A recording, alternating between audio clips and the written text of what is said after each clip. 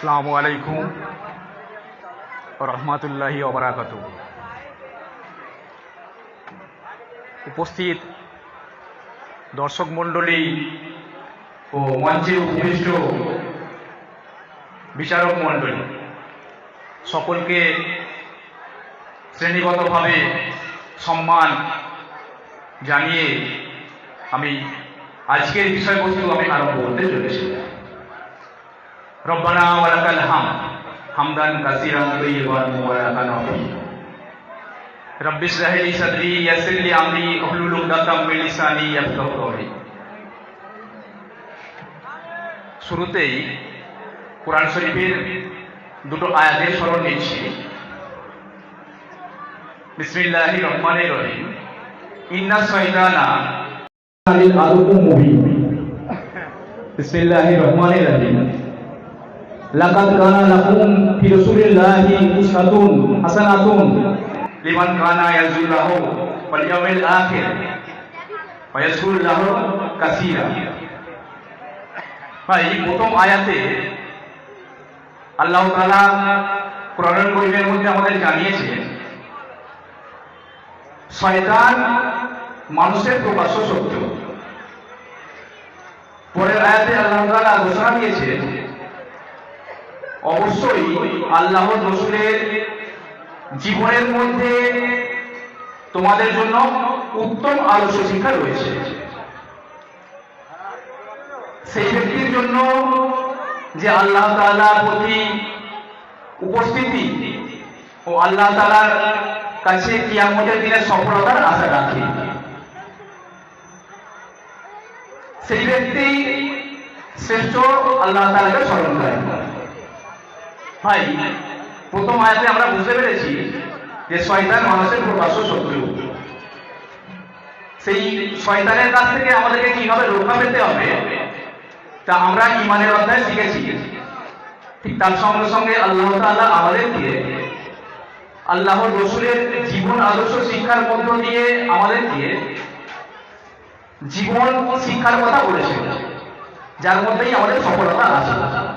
আর এই সফলতা হচ্ছে উত্তম সফলতা, যেটা কোনো ওই 50 বা 60-65 বছরের জীবনের সফলতা নয়, অনন্ত জীবনের সফলতা।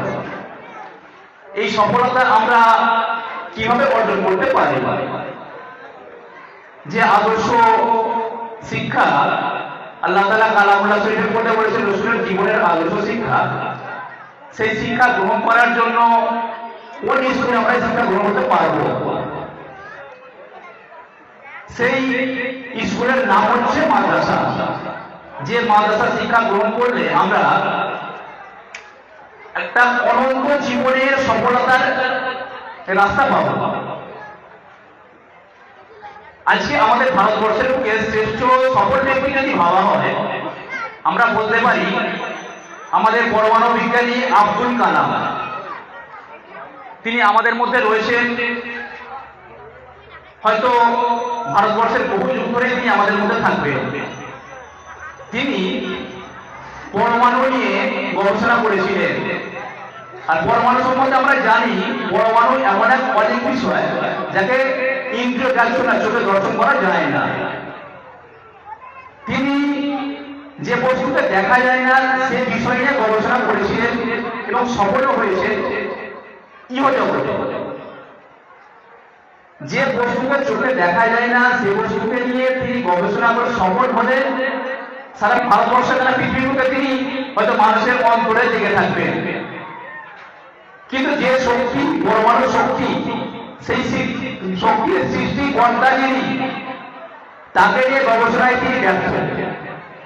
তাই তিনি স্কুল ইউনিভার্সিটির শিক্ষার মধ্যে সফলতম ব্যক্তি হলেও তাকে আমরা কিন্তু কোনোভাবেই উত্তম সফলের অধিকারী করতে পারি না। কারণ তিনি স্কুল কলেজ ইউনিভার্সিটির শিক্ষা গ্রহণ করলেও তিনি অনন্তকালে অজীবিত থাকার মতো শিক্ষা পাননি। আর সেই শিক্ষা গ্রহণ করার সুযোগ একমাত্র মাদ্রাসার মধ্যেই পাওয়া যায়। তো আমরা যখন কোনো বিষয়ের মূল্য করব তখন তার জন্য তাকে রক্ষা দেওয়া আমাদের জন্য খুব সহজ হবে। একটা সাধারণত আমি ছোট্ট এক্সাম্পল দিচ্ছি। একজন মানুষ পথের মধ্যে হাঁটতে হাঁটতে একটা কোনো পদার্থ কুড়িয়ে ফেলল, সে খানিকটা ঘুরিয়ে নিয়ে ভাবলো এটা হয়তো কোনো মাটির ফেলা নয়তো কোনো পাথর হবে। তো খানিকটা নিয়ে হাঁটলো, হাঁটার পর ভাবলো এ কিছু না, এটা পাথর বলে রাস্তাতে ফেলে দিল। তারপরে ওই পথে একজন হাঁটতে হাঁটতে ওই বস্তুটা আবার কুড়িয়ে ফেলল। সে কুড়িয়ে পাওয়ার পর নিয়ে ভাবলো এটা নিশ্চয়ই কোনো পদার্থ হতে পারে, সে লোহা হতে পারে, সে পিতল। তো যাক এটাকে সে নিয়ে যাবে, ভাবে পিতা তো কিছু নাম হবেই।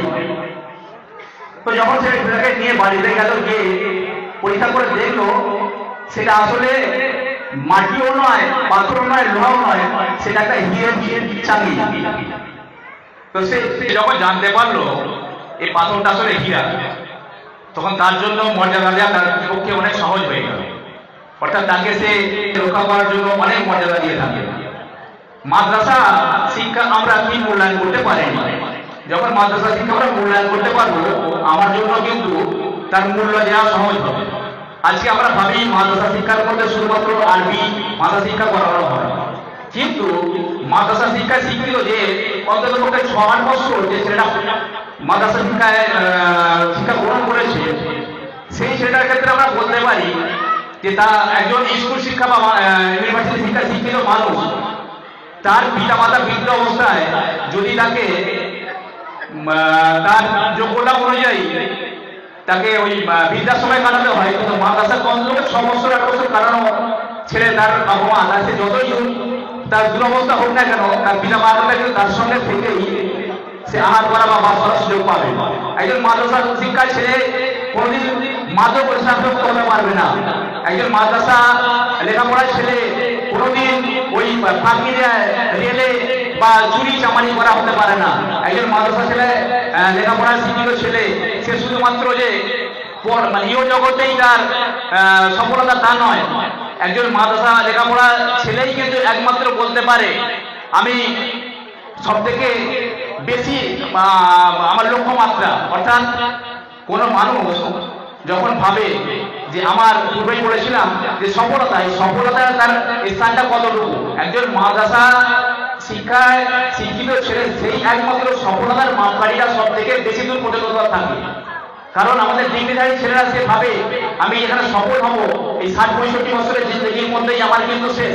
কিন্তু মাদ্রাসা শিক্ষায় শিক্ষিত ছেলে তার যে ওই এটা তার কিন্তু পরিধিটা অনেক দূর। কারণ সেটা 500 বা 1000 বছরের জীবন নয়, সেটা অনন্তকালের জীবন।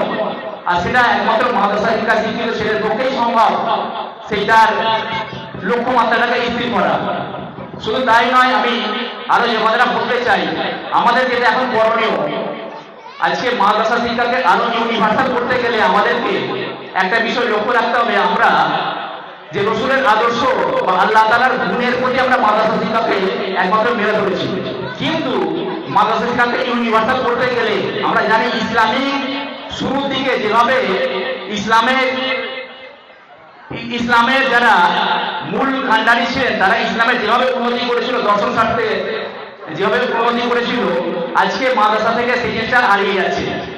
তা আমরা এই শিক্ষাকে আরো ইউনিভার্সাল করার জন্য আমরা রাষ্ট্রবিজ্ঞান, আমরা স্বাস্থ্যবিজ্ঞান, আমরা ভূবিজ্ঞান, এইগুলোকে যদি মাদ্রাসার মধ্যে অন্তর্ভুক্ত করতে পারি তা আমাদের মাদ্রাসা শিক্ষা আরো বেশি ইউনিভার্সাল হবে।